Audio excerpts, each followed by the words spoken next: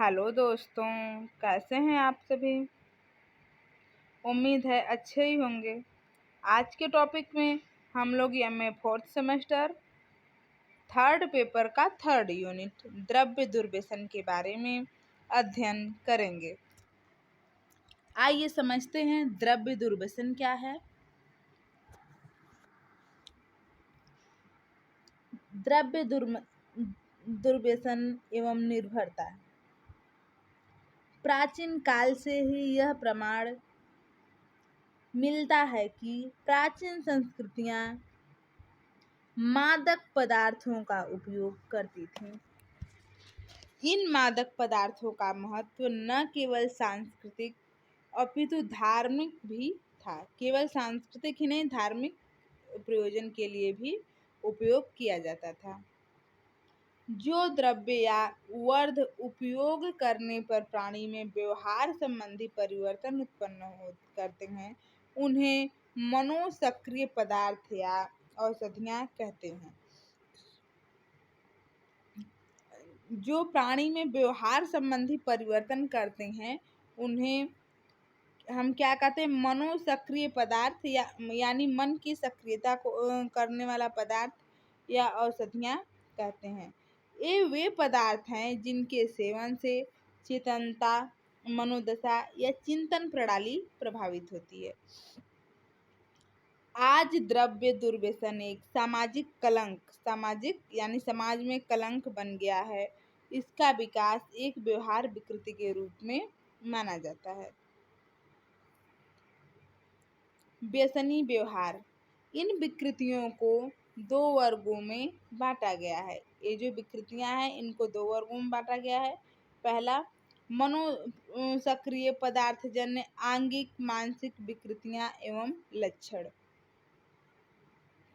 पहले में क्या है, मनोसक्रिय पदार्थजन्य आंगिक मानसिक विकृतियां एवं लक्षण, जिनमें मनोसक्रिय पदार्थ के अत्यधिक सेवन के कारण व्यक्ति में आंगिक ह्रास उत्पन्न होते। आंगिक ह्रास मतलब अंगों का ह्रास। जब व्यक्ति अत्यधिक नशीले पदार्थों का सेवन करता है तो उसके अंग का ह्रास हो जाता है और स्मृति भी ह्रास हो जाती है। दूसरा है, इन पदार्थों के संवेग के कारण व्यक्ति में कुसुमायोजित व्यवहार दिखते हैं। पहले में मनोसक्रिय पदार्थों के सेवन के कारण आंगिक ह्रास होता है और दूसरे में क्या होता है, संवेग के कारण व्यक्ति में कुसुमायोजित व्यवहार दिखते हैं, यानी व्यक्ति के व्यक्तित्व का ह्रास हो जाता है। आगे देखिए, औषधीय दुर्व्यसन निर्भरता, प्रत्याहार एवं सहनशीलता। औषधीय दुर्व्यसन निर्भरता, प्रत्याहार एवं सहनशीलता। इन विकृतियों में निर्भरता का अर्थ है कि एक व्यक्ति द्वारा एक पदार्थ के लिए सहनशीलता का प्रदर्शन अथवा जब औषधि उपलब्ध नहीं होती है तब उनमें प्रत्याहार के लक्षण उत्पन्न हों। यहाँ कहा गया है कि सहनशीलता से तात्पर्य यह है कि व्यक्ति जब औषधि उपलब्ध नहीं है तब उसमें प्रत्याहार के लक्षण उत्पन्न हों। अधिक मात्रा की आवश्यकता को सहनशीलता कहते हैं। अगर व्यक्ति को अधिक मात्रा की आवश्यकता हो रही है और वह अपने आप को सहन कर रहा है तो उसे सहनशीलता कहते हैं। शरीर में जो कुछ जैव रासायनिक परिवर्तनों के कारण उत्पन्न होती है, शरीर में औषधि के चयापचय एवं उत्सर्जन के दर को प्रभावित करती है। जो सहनशीलता है, यह शरीर में कुछ जैव रासायनिक परिवर्तनों के कारण उत्पन्न होती है और जो शरीर का मेटाबॉलिज्म है और उत्सर्जन का दर है उसको प्रभावित करती है। जब रक्त प्रवाह में इसका अवशोषण होता है तो यह औषधि रक्त के माध्यम से शरीर के विभिन्न अंगों में वितरित हो जाती है। जब रक्त में यह मिल जाती है तो फिर पूरे बॉडी में रक्त का सर्कुलेशन होता है, तो पूरे बॉडी में इसका प्रवाह हो जाता है। दूरव्यसन में सम्मिलित मनोसक्रिय पदार्थों के वर्ग। दूरव्यसन में कौन कौन से मनोसक्रिय पदार्थ सम्मिलित हैं, आइए समझते हैं। पहला है तंबाकू, जिसको कहते हैं टोबैको। तंबाकू। टोबैको शब्द की उत्पत्ति अरबी भाषा के शब्द तबाक से लिया गया है, जिसका अर्थ है उल्लास, उन्माद उत्पन्न करने वाले। शाक, शाक मतलब घास। इसका तबाक का अर्थ क्या होता है? उल्लास, उन्माद उत्पन्न करने वाले घास। यह भी माना जाता है कि यह शब्द कैरिब शब्द से उत्पन्न हुआ है। कैरिब एक पाइप होती थी जिसमें तंबाकू रखकर धूम्रपान किया जाता है। कैरिब क्या है? एक पाइप है जिसमें तंबाकू रखकर धूम्रपान किया जाता है। ऐसा माना जाता है कि तंबाकू नाम इसका कैरिब के कारण ही हुआ है। तंबाकू की खेती का इतिहास लगभग 8000 वर्ष पुराना है। तंबाकू का पौधा सोलोनेसी अथवा नाइटशेड फैमिली का पौधा है। यह सोलोनेसी अथवा नाइटशेड फैमिली के पौधे का सदस्य है। सर्वप्रथम वर्जीनिया में नाइकोटिनिया रास्टिका का उत्पादन किया गया था, जो एक हल्की गंध एवं तेज जलने वाली प्रजाति है। तंबाकू में निकोटीन के साथ साथ अन्य जहरीले पदार्थ भी पाए जाते हैं। केवल तंबाकू में निकोटीन ही नहीं पाया जाता, बल्कि अन्य जहरीले पदार्थ भी पाए जाते हैं, जैसे टार। पूरे संसार में तंबाकू सिगरेट, बीड़ी, सिगार आदि के रूप में उपयोग किया जा रहा है। यह जो टोबैको का पौधा है तंबाकू, यह पूरे संसार में सिगरेट, बीड़ी, सिगार आदि के रूप में उपयोग में लिया जा रहा है।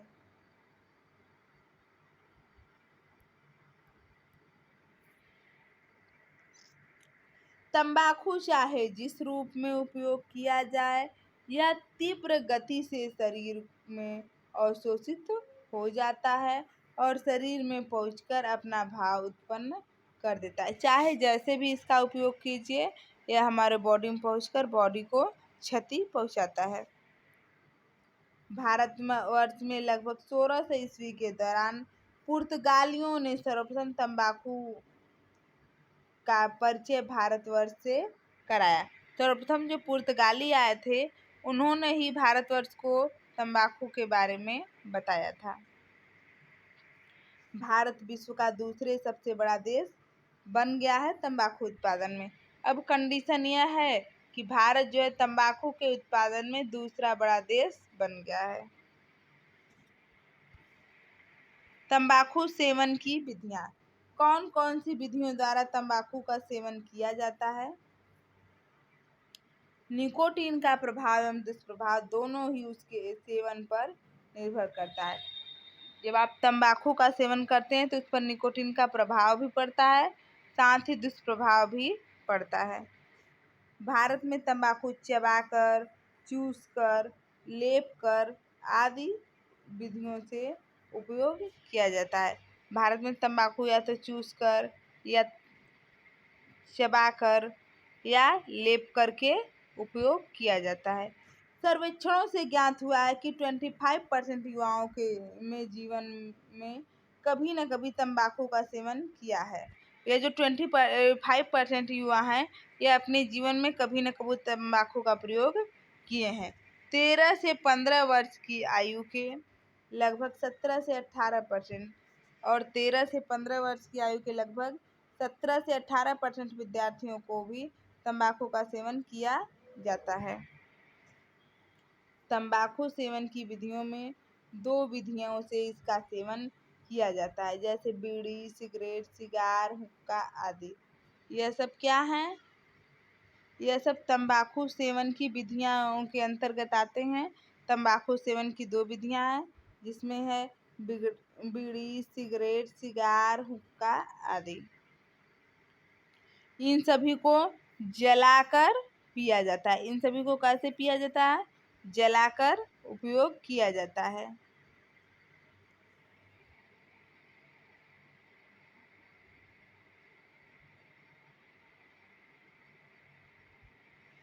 दूसरे विधि में यानी दूसरे में बिना जलाए इनका उपयोग किया जाता है। अभी हमने आपको बताया कि तंबाकू सेवन की दो विधियां हैं। पहले में जलाकर पिया जाता है, जिसमें बीड़ी, सिगरेट, सिगार है, और दूसरे में जलाने का उपयोग आवश्यकता नहीं पड़ती, यानी बिना जलाए ही यह काम कर जाता है। जैसे पान मसाला, गुटखा, खैनी, सूंघनी, निकोटीन, च्युइंगम आदि। यह सब ऐसी चीजें हैं जिनको बिना चबाए ही बिना जलाए ही इनका प्रयोग किया जाता है। इसके दुष्प्रभावों में प्रमुख रूप से हृदय से संबंधित रोग एवं कैंसर होता है। जो इसका दुष्प्रभाव है, यह हमारे बॉडी पर किस प्रकार पड़ता है, तो इससे हृदय संबंधी रोग होते हैं और कैंसर हो जाता है।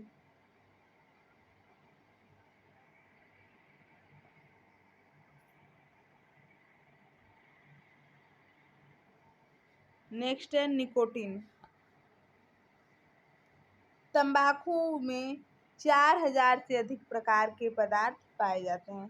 ये जो तंबाकू है, ये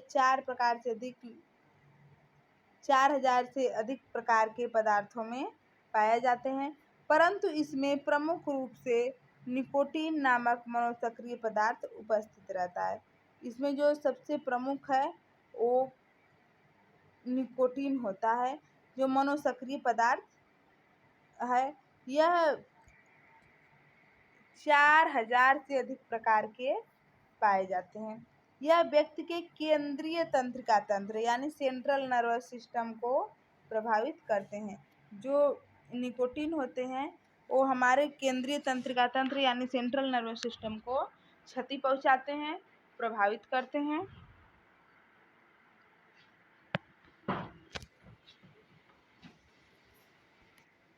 निकोटीन ही तंबाकू की निर्भरता के लिए जिम्मेदार है। निकोटीन ही तंबाकू की निर्भरता के लिए जिम्मेदार है।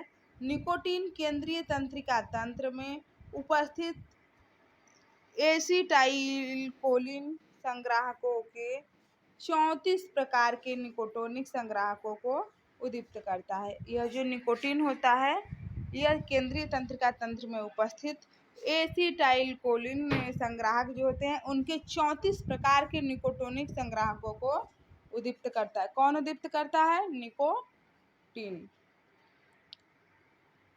धूम्रपान के दौरान निकोटीन की जितनी मात्रा का निःश्वसन किया जाता है, उसके लगभग 25% मात्रा रक्त संचार में पहुंच जाती है। मान लीजिए कि 100% का निःश्वसन किया जा रहा है, तो आप समझ सकते हैं कि 100% का 25% हमारे बॉडी में, ब्लड में मिल जा रहा है, तथा यह 15 सेकेंड के अंदर ही मस्तिष्क में पहुंच जाती है। जितना आप सोच भी नहीं सकते उतना जल्दी यह मस्तिष्क में पहुंच जाती है। इसका प्रभाव लगभग 2 घंटे तक बना रहता है। मस्तिष्क में निकोटिनिक एसिटाइल कोलिन संग्राहकों के कई उपप्रकार पाए जाते हैं। एक स्नायु कोश के स्तर पर ये संग्राहक जो 5 उपप्रकारों द्वारा बने होते हैं। आयन मार्ग के चारों ओर स्थित होते हैं, और जब निकोटीन इन संग्राहकों से जुड़ जाता है तब स्नायु कोश शिथिल पड़ जाता है। जब निकोटीन संग्राहकों से मिल जाता है, जुड़ जाता है, तब जो हमारा स्नायु कोश है वह शिथिल पड़ने लगता है और स्नायु कोश के अंदर प्रवेश और आयन मार्ग खुल जाते हैं। आयन मार्ग खुल जाते हैं एवं सोडियम आयन इन मार्गों से स्नायु कोश के अंदर प्रवेश करते हैं। आयन मार्ग खुल जाते हैं और जो सोडियम आयन है वह स्नायु कोश के अंदर प्रवेश कर जाता है। और कोशिकाओं का विध्रुवण होता है। विध्रुवण का अर्थ है कोशिका के अंदर परिवर्तन। विध्रुवण का क्या अर्थ है? कोशिका के अंदर परिवर्तन। जो निकोटीन है वह हमारे संग्राहकों के द्वारा स्नायु कोश को शिथिल कर देता है और इससे आयन मार्ग खुल जाते हैं एवं जो सोडियम आयन है इन मार्गों से स्नायु कोश के अंदर प्रवेश कर जाते हैं, जिससे कोशिकाओं के अंदर परिवर्तन होता है।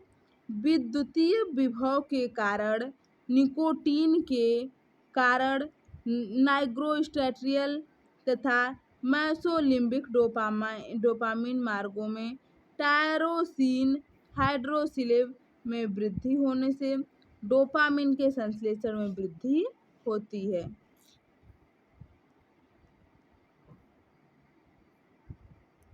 निकोटीन के कारण रक्त संचार में उपलब्ध नॉरेपिनेफ्राइन एवं बीटा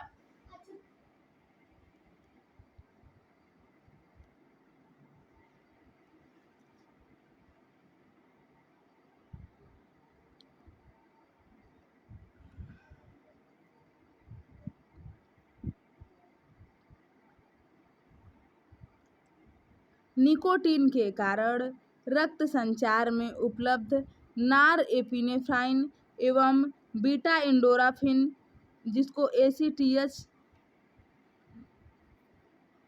एडिनोकार्टिकोट्रोपिन और कार्टिसोल के स्राव में वृद्धि होती है। जब निकोटीन हमारे रक्त में पहुंच जाता है, रक्त संचार में जो उपलब्ध नॉरएपिनेफ्राइन है और एसीटीएच एडिनोकार्टिकोट्रोपिन और कार्टिसोल है, इन सब के स्राव में वृद्धि हो जाती है। किसके कारण? निकोटीन के कारण। आगे देखिए इसके कौन कौन से लक्षण हैं। निकोटीन के सेवन से प्राणी के व्यवहार में निम्न परिवर्तन आते हैं। निकोटीन जो व्यक्ति सेवन कर रहा है उसके व्यवहार में निम्न परिवर्तन आते हैं। मनोदशा में परिवर्तन, प्रतिबल में कमी, निष्पादन में वृद्धि और स्मृति, चिंता एवं भूख में कमी हो जाती है। फिर से समझिएगा, जो व्यक्ति दुर्व्यसन को ग्रहण करता है, तंबाकू का सेवन करता है, उस व्यक्ति के कौन कौन से लक्षण होते हैं? तो पहला है मनोदशा में परिवर्तन। व्यक्ति का जो मानसिक दशा है उसमें परिवर्तन हो जाता है। उसके प्रतिबल में कमी आ जाती है, निष्पादन में वृद्धि होती है, स्मृति, चिंता और भूख में कमी हो जाती है। आगे देखिए, दूसरा है कोकीन। अभी हम लोगों ने पढ़ा तंबाकू, नेक्स्ट है कोकीन। कोकीन दक्षिण अमेरिका में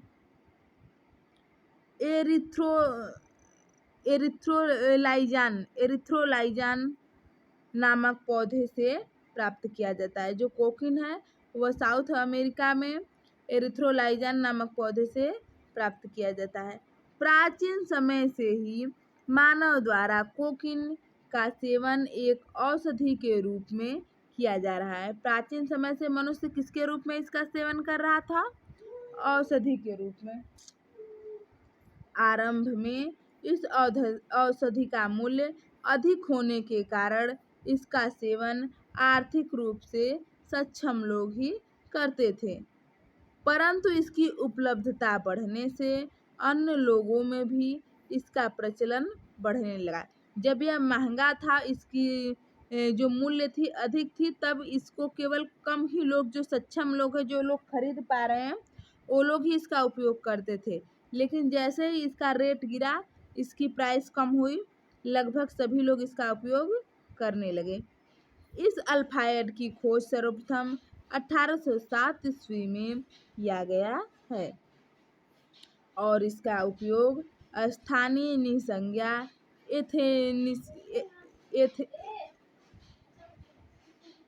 एनेस्थीसिया के रूप में किया जाने लगा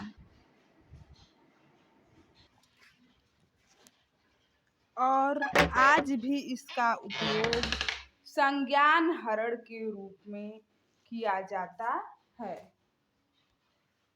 संज्ञान हरण मतलब स्मृति ह्रास, अपने स्वयं के ज्ञान का ह्रास यानी हरण करना।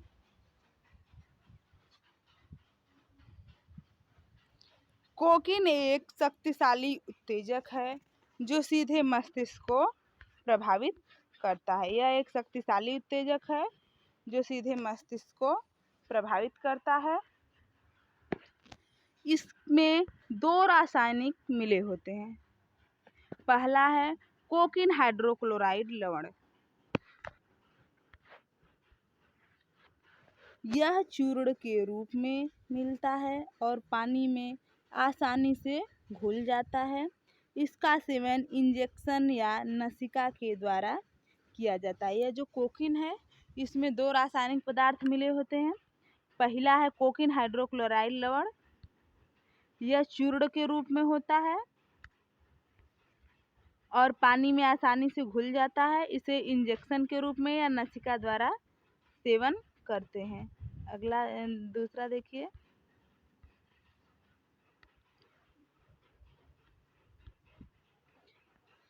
दूसरा रूप मुक्त भार होता है। मुक्त भार होता है और इसका अम्ल द्वारा प्रतिक्रिया कराने से हाइड्रोक्लोराइड लवण प्राप्त होता है। यह मुक्त भार होता है और इसको जब अम्ल द्वारा प्रतिक्रिया कराते हैं तो इससे हाइड्रोक्लोराइड लवण प्राप्त होता है।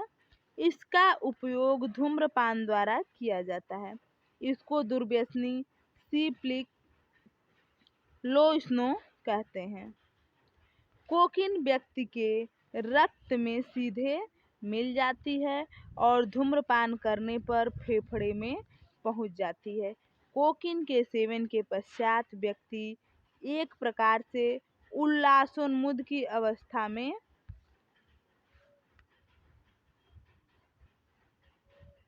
लगभग 4-6 घंटे रहता है। उल्लासोन्मुद मतलब कि बहुत ज़्यादा उल्लासित होना यानी अपने आपा को खो देना।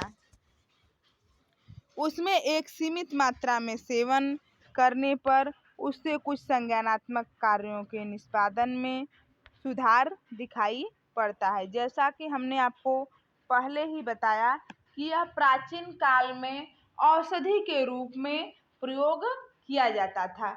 इसीलिए इसका अगर सीमित मात्रा में सेवन किया जाए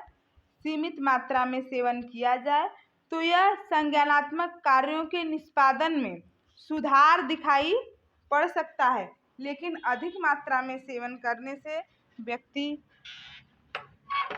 अपना आपा खो देता है और यह रक्त में पहुंचकर व्यक्ति के व्यवहार को विघटित कर देता है। परंतु अधिक मात्रा में सेवन करने पर उसमें व्याकुलता, चिड़चिड़ापन, दमित नृणात्मकता, उच्च रक्तदाब आदि लक्षण दिखाई पड़ते हैं। अगर सीमित मात्रा में सेवन किया जाए तो यह एक औषधि है, अगर अधिक मात्रा में सेवन किया जाए तो यह अभिशाप है, या आप ऐसा कह सकते हैं कि यह एक जहर के रूप में भी हो सकता है। कोकीन के सेवन के कारण व्यक्ति में अनेक मनोविकृत लक्षण उत्पन्न होते हैं, जैसे विभ्रम, व्यामोह, स्मृति का ह्रास, मनोदशा विकृति, दुर्भिति, चिंता, ओसियस आदि। जब व्यक्ति के मनोस्थिति का ह्रास हो जाता है तो उसमें अनेक सारे लक्षण दिखाई पड़ते हैं, जैसे आप देख सकते हैं विभ्रम, व्यामोह, स्मृति ह्रास, मनोदशा विकृति, दुर्भिति, चिंता, ओसियस आदि। कोकीन सेवन के दुष्प्रभाव, इससे कौन कौन से दुष्प्रभाव होते हैं? कोकीन के सेवन से निम्न दुष्प्रभाव पड़ते हैं। जैसे यदि कोकीन का सेवन नाक द्वारा किया जाता है तो नासा गुहाओं के बीच के पट पर छिद्र हो सकते हैं। अगर आप कोकीन का सेवन, जैसे अभी हमने बताया कि नाक से सूंघकर या इंजेक्शन द्वारा, तो अगर आप नाक से सूंघकर इसका सेवन करते हैं तो नासा गुहाओं के बीच पट पर क्या हो जाते हैं, छिद्र हो जाते हैं एवं इसके अंतःशिरीक्षेपण द्वारा सेवन करने पर विभिन्न प्रकार के संक्रमण जैसे HIV भी हो सकता है। अंतःशिरीक्षेपण द्वारा मतलब सुई द्वारा, निडल्स द्वारा सेवन करने पर विभिन्न प्रकार के संक्रमण या संक्रमित बीमारियां हो सकती हैं, जैसे HIV भी हो सकता है। कोकीन के हेतुक या कारक, कौन कौन से ऐसे कारक हैं जिसके कारण कोकीन होता है।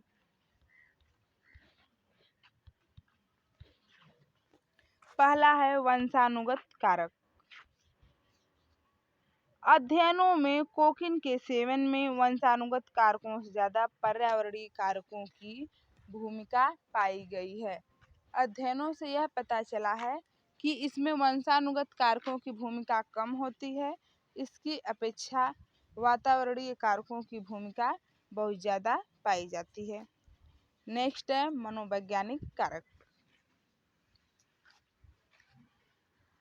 ऐसा इसलिए होता है क्योंकि कोई बच्चा अपने मतलब माता पिता या दादा दादी जो भी उसके जीन्स होते हैं, जो उसके परिवार से उसको प्राप्त होते हैं, इसमें दुर्व्यसन के जीन्स नहीं पाए जाते हैं, तो ऐसा बहुत कम ही स्थितियों में होता है। नेक्स्ट है मनोवैज्ञानिक कारक। कोकीन के सेवन में अधिगम एवं अनुबंधन की भी प्रमुख भूमिका मानी गई है। जैसे जब व्यक्ति कोकीन का सेवन करता है तो उसे एक रस या उल्लासोन्माद की अनुभूति होती है। उसका यह अनुभव उसे कोकीन सेवन करने के लिए पुनर्बलित करता है या उकसाता है या उसे बढ़ावा देता है। मनोवैज्ञानिक कारक यह कहता है कि व्यक्ति को जिससे भी कोई भी वस्तु हो, व्यक्ति हो, जिससे उसे उल्लास की प्राप्ति होती है, खुशी की प्राप्ति होती है, उसे आनंद की प्राप्ति होती है, उसके मन हृदय शरीर को सुख प्राप्त होता है, वह उसी की चाहत करता है, वही कार्य करता है। यही रीजन है कि कोकीन के सेवन से व्यक्ति को उल्लास की प्राप्ति होती है, इसलिए वह उसे बार बार सेवन करने के लिए आगे बढ़ता है या कोशिश करता है। नेक्स्ट है सामाजिक, सांस्कृतिक एवं आर्थिक कारक।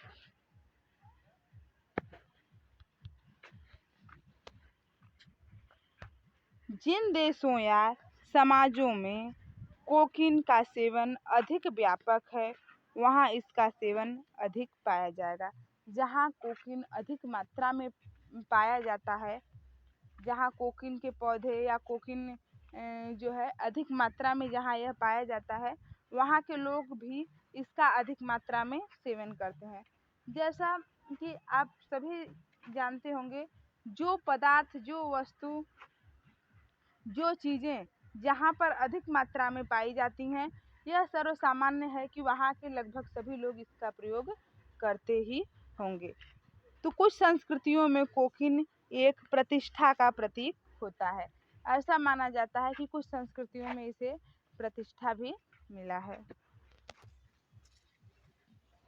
इसलिए भी इसका सेवन अधिक हो सकता है। आर्थिक कारक भी कोकीन सेवन को प्रभावित करते हैं, क्योंकि यह एक महंगा पदार्थ है, तो इसका सेवन उच्च आय वर्ग में अधिक लोकप्रिय रहता है।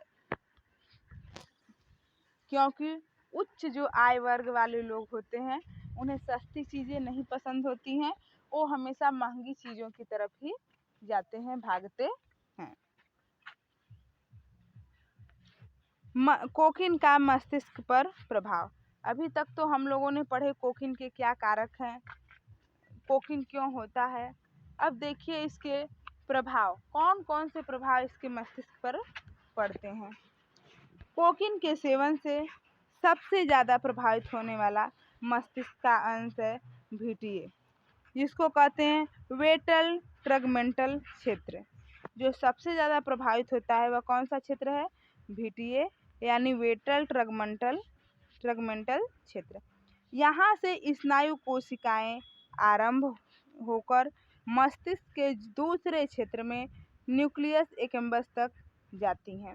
यह वह क्षेत्र है वेंट्रल टैगमेंटल क्षेत्र, यह वह क्षेत्र है जहाँ से स्नायु कोशिकाएं आरंभ होकर मस्तिष्क के दूसरे क्षेत्र में न्यूक्लियस एक्कम्बस तक जाती हैं। यह क्षेत्र मस्तिष्क का केंद्र माना जाता है। जो VTA क्षेत्र है यह मस्तिष्क का केंद्र माना जाता है। कोकीन सेवन के पश्चात आनंद कार्यों द्वारा VTA से प्रारंभ स्नायु कोषों द्वारा न्यूक्लियस एक्कम्बस में काफ़ी मात्रा में डोपामिन नियुक्त किया जाता है।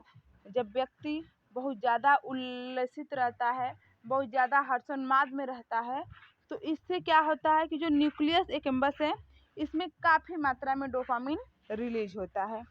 डोपामिन एक फील गुड हार्मोन है जो खुशी एवं प्रसन्नता के लिए उत्तरदायी होता है।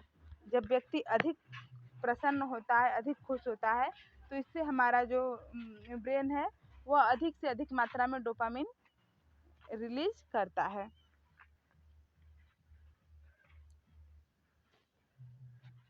सामान्य स्नायुक संचार की अवस्था में पूर्व संधि स्थलीय छोरों द्वारा डोपामिन संधि स्थलीय दरार में नियुक्त किया जाता है। जब व्यक्ति सामान्य अवस्था में रहता है तो यह जो संधि स्थलीय छोरों द्वारा डोपामिन है, यह संधि स्थलीय दरारें जो होती हैं उसी में नियुक्त किया जाता है और वह पड़ोस के स्नायु कोषों के पश्च संधि स्थलीय छोरों पर उपस्थित संग्राहक जो एक प्रकार के प्रोटीन होते हैं, जो संग्राहक होते हैं उपस्थित छोरों पर, वह एक प्रकार के प्रोटीन होते हैं के द्वारा ग्रहण किए जाते हैं। मस्तिष्क डोपामिन परिवाहकों द्वारा डोपामिन के पुनः उद्ग्रहण की प्रक्रिया अवरुद्ध करने से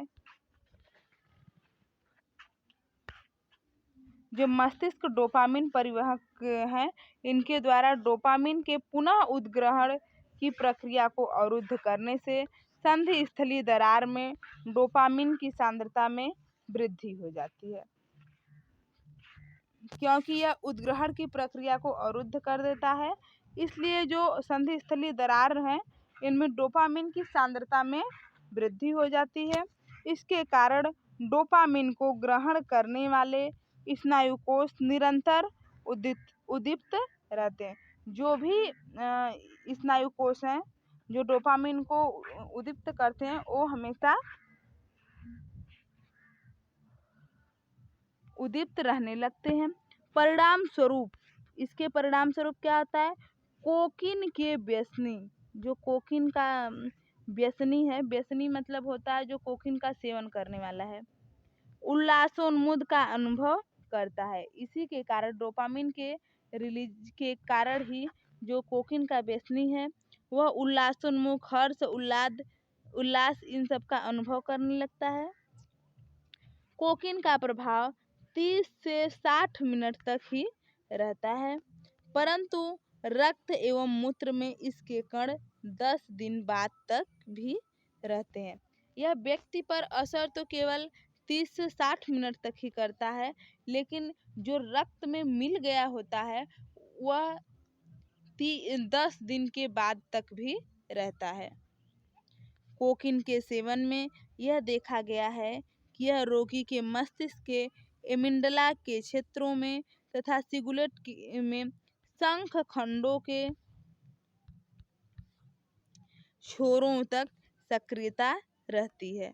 यह जो मस्तिष्क के एमिग्डाला क्षेत्र है तथा सिंगुलेट में शंख खंडों के छोरों तक इसकी सक्रियता रहती है। यही कारण है कि हमारे बॉडी में यह 10 दिन तक रहता है। इसका शारीरिक प्रभाव तो 30 से 60 मिनट तक ही होता है, लेकिन हमारे ब्लड में 10 दिन तक रहता है और मूत्र में भी। नेक्स्ट है एम्फीटामिन। एम्फीटामिन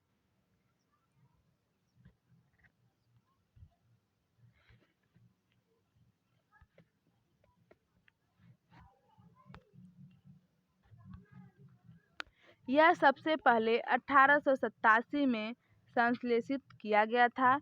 1930 तक यह एक श्वसन पदार्थ के रूप में बंद नाक एवं दमा के उपचार के लिए उपयोग होता था। एक बात को आप गौर कीजिए, जितनी भी नशीली पदार्थ हैं, इन सब का प्रयोग सर्वप्रथम या प्राचीन काल में औषधि या दवाओं के रूप में प्रयोग होता था, क्योंकि उस समय यह सीमित रूप में प्रयोग होता था। समय बीतने के साथ साथ यह व्यक्ति को अत्यधिक प्रिय लगने लगा, इसलिए व्यक्ति इसका अधिक से अधिक सेवन करने लगा। और कोई भी वस्तु अगर हद से ज़्यादा सेवन हो तो वह हानिकारक ही होती है, चाहे वह नशीली दवाएं हों, भोजन हो, या फिर संवेग हो, इमोशनल या फीलिंग्स हो, कोई भी चीज़ हो, अगर हद से ज़्यादा जाती है तो हमारे लिए हानिकारक हो जाती है। यही कारण है कि यह जो एम्फीटामिन है, यह सबसे पहले दवाओं के रूप में उपयोग होता था, लेकिन बाद में इसका अधिक से अधिक सेवन ने इसको दुर्व्यसन बना दिया। शीघ्र ही जनता ने यह जान लिया कि इसमें उत्तेजक गुण है और इसका उपयोग एक किक प्राप्त करने के लिए कर दिया गया। यह भी एक तंत्रिका तंत्र का शक्तिशाली उत्तेजक है। प्रारंभ में इसका उपयोग नागरिकों द्वारा औषधि के रूप में, अभी हमने आपको बताया, किया जाता था, जैसे विषाद की हल्की भावनाओं को दूर करने के लिए। सबसे पहले इसका उपयोग विषाद को हल्की भावनाओं को दूर करने के लिए और बंद नाक एवं दमा के उपचार के लिए इसका प्रयोग किया जाता था।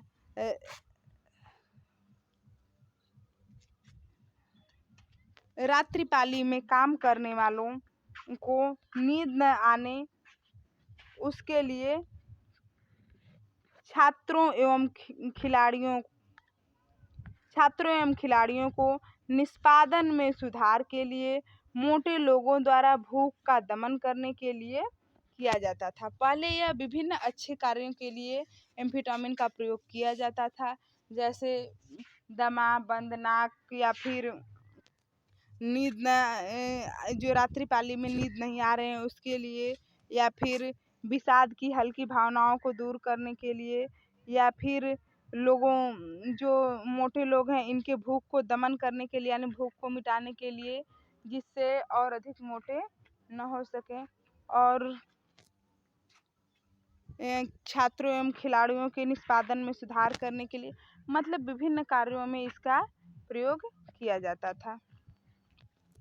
परंतु आज इसका उपयोग एक व्यसन बन गया है। अभी हमने आपको बताया कि आवश्यकता से अधिक सेवन, हद से ज़्यादा सेवन भी उसे दुर्व्यसन बना देती है, और लोग इसे एक उत्तेजक के रूप में मनोरंजन के लिए उपयोग करने लगे हैं।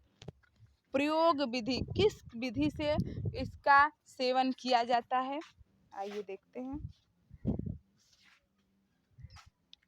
इसके कई रासायनिक रूप आज बाजार में उपलब्ध हैं। और इसका प्रयोग सुई द्वारा सूंघकर धूम्रपान किया जाता है। इसका प्रयोग सुई द्वारा या फिर सूंघकर, सुई द्वारा या सूंघकर धूम्रपान किया जाता है। इसका मेथाम्फेटामिन, एम्फीटामिन शुद्ध रूप होते हैं, जिसे आईसी कहते हैं। इसका जो मेथाम्फेटामिन और एम्फीटामिन शुद्ध रूप होते हैं, जिसे आईसी कहते हैं। इसका मस्तिष्क पर क्या प्रभाव पड़ता है? एम्फेटामिन डोपामिन तंत्र द्वारा अपने प्रभावों को उत्पन्न करते हैं। जो एम्फेटामिन डोपामिन तंत्र है यह अपने प्रभावों को उत्पन्न करते हैं। यह भी सीधे रक्त में मिल जाता है और व्यक्ति में मनोविक्षिप्तता, आत्महत्या, व्यामोह विकृति, हत्या जैसे लक्षण इस औषधि के कारण देखे गए हैं। यह जो एम्फेटामिन है यह व्यक्ति के रक्त में सीधे मिल जाता है और इससे व्यक्ति को उत्तेजित कर देता है और इससे व्यक्ति के व्यवहार पर, विचार पर, जो शरीर पर प्रभाव पड़ता है। इसमें व्यक्ति मनोविक्षिप्तता, आत्महत्या, व्यामोही विकृति और हत्या जैसे लक्षण व्यक्ति के अंदर दिखाई देते हैं।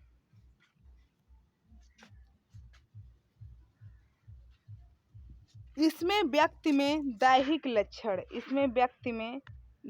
लक्षण, अभी तो मानसिक लक्षण थे। दैहिक लक्षण कौन कौन से होते हैं? दैहिक लक्षण जैसे हृदय गति में कमी, हृदय गति कम हो जाती है। उच्च या निम्न रक्तदाब, रक्तदाब जो है वह या तो बहुत उच्च हो जाता है या फिर बहुत निम्न हो जाता है, जिसको high blood pressure, low blood pressure कहते हैं। सीने में दर्द, भार में कमी, ठंड लगना, पसीना आना, गहन मूर्छा, मिर्गी जैसे दौरे देखे जाते हैं। यह सब दैहिक यानी शारीरिक कारक इसके पाए जाते हैं। इसमें प्रमुख रूप से डोपामिन को पूर्व संधि स्थलीय स्नायु सिरों से मुक्त करके वेंट्रल टेगमेंटल क्षेत्र से प्रमस्तिष्कीय वल्कुट एवं लिम्बिक क्षेत्र तक प्रक्षेपित होते हैं। इसमें जो प्रमुख रूप से डोपामिन होते हैं उसको पूर्व संधि स्थलीय स्नायु सिरों से मुक्त करके वेंट्रल टेगमेंटल क्षेत्र से प्रमस्तिष्कीय वल्कुट एवं लिम्बिक क्षेत्र तक प्रक्षेपित होते हैं। और यहाँ कैटाकोलिन, जिसको डीए कहते हैं, और सेरोटोनिन SHT दोनों की ही नियुक्त करते हैं, यानी इन दोनों को नियुक्त करते हैं। और जो प्रमस्तिष्कीय वल्कुट एवं लिम्बिक है इनको प्रक्षेपित किया जाता है। आगे देखिए, सेरोटोनिन के द्वारा व्यक्ति में विभ्रम के लक्षण दिखाई देते हैं। यह जो सेरोटोनिन है इससे व्यक्ति में विभ्रम के लक्षण दिखाई देते हैं। व्यक्ति किसी भी चीज को पहचानने में भ्रमित हो सकता है, पहचान भूल सकता है। एवं सेरोटोनिन का पुनः उपग्रहण करने वाला परिवहन तंत्र MDMA को ग्रहण करके स्नायु के अंदर पहुंचा देता है। एवं जो सेरोटोनिन है जिसके द्वारा विभ्रम के लक्षण दिखाई देते हैं, यह इसको पुनः ग्रहण करके परिवहन तंत्र को ग्रहण करके स्नायु के अंदर पहुंचा देता है। यह MDMA यानी परिवहन तंत्र सेरोटोनिन को अधिक मात्रा में निमुक्त करता है। यह सेरोटोनिन को अधिक मात्रा में निमुक्त करता है। नेक्स्ट है हमारा कैफीन।